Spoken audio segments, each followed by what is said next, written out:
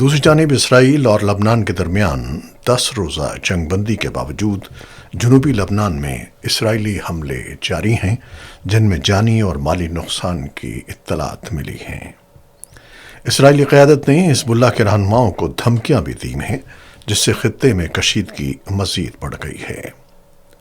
امریکہ اور ایران کے درمیان ممکنہ مذاکرات جو پاکستان میں ہونے کی توقع ہے، تاحال غیر یقینی ہیں کیونکہ ایران نے شرکت کی باضابطہ تصدیق نہیں کی ہے۔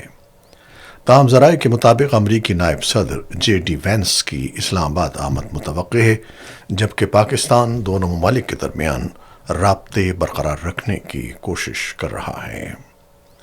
یورپی ممالک خصوصاً اسپین، سلووینیا اور آئرلینڈ نے اسرائیل کے ساتھ تعلقات پر نظر ثانی کا مطالبہ کیا ہے، جبکہ عالمی توانائی ایجنسی نے خبردار کیا ہے کہ اس تنازع نے عالمی توانائی بحران کو مزید سنگین بنا دیا ہے۔